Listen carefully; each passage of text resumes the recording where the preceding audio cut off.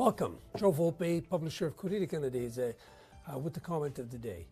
Corriere Canadese, as you know, is the only Italian language daily newspaper in all of North America.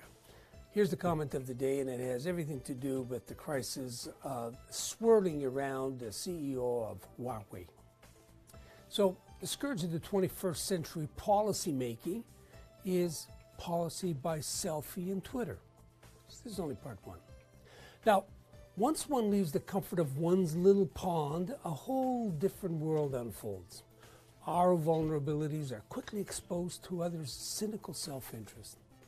That make America great again, take no prisoners, it's all about my deal president is churning up whatever vestiges of sovereign dignity our government might have had.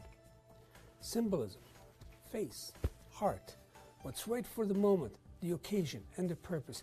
These are the ingredients of policy that withstand scrutiny and endure stresses like Trump. They require courage and sagacity on the part of our leaders or those who occupy the chair. This is how people outside of Canada evaluate us. A Chinese friend of mine, William, on visit to Canada last week, he hooked me into a discussion about international affairs by commenting on my many and frequent travels through many parts of China during the transformation of the Central Kingdom in the 1990s and the earlier part of the century. I should have known better. Now a professor and advisor to senior government officials in Beijing, he wondered which country would be harmed most by the arrest of Meng Wanzhou, Huawei's CEO. Would it be Canada, China, or the U.S.? Why? If anybody would have the answer, I would, he claimed. Look, friendship, which is at the base of all commercial bilateral relations for the Chinese notwithstanding, I sensed the test. Treading carefully, I began the predictable talk about process and the rule of law, obligations, our long history with China, and our bilateral constraints with the USA. In the large scheme of things, I offered tentatively, our long-standing relationship with China would dictate a mutually beneficial solution. Cut me off unceremoniously. Chinese know all about the rule of law and the constraints of Canada's relationship with the United States imposed on Canadian sovereignty, he said. And we respect that, he added unconvincingly. Someone a little less diplomatic would have used more pedestrian vocabulary. What we don't understand is why it was necessary to bring a Chinese woman, an influential one at that, into court wearing a prison jumpsuit and shackles. She hadn't been convicted of anything yet. Not anywhere, especially not in Canada. Who was the court trying to humiliate? For William, face, i.e. respect, deference, recognition of the other's dignity, that was the issue.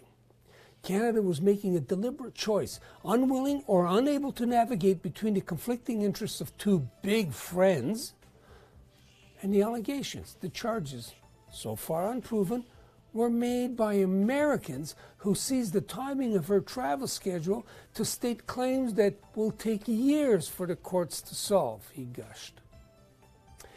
They asked a compliant Canada to do their dirty work, he added, all worked up. Didn't take long for the language to escalate from compliant to complicit. She was en route to Mexico, William added. Why didn't the Americans ask the Mexicans to detain her? Oh, and by the way, your prime minister was advised beforehand. Now he's complaining that China enforces its own laws on its territory. Kept piling on.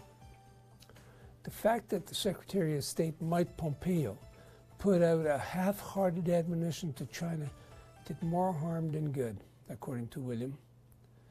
It was, in his opinion, further evidence that our Prime Minister was merely a reed in the wind bending to American bluster. It was not always so. How could I argue with him when other news outlets report that our Prime Minister asked Trump to help solve our differences with China? It wasn't our fight. Now Canadians must tread carefully in every country that was until a few weeks ago a friend with open arms. Maybe your Prime Minister should tweet comedian Trevor Noah and donate another $50 million to his causes if he'll help, offered William in closing. Ouch. Joe Volpe. That's the comment for the day. You can follow us on all social media and, of course, on our newspaper.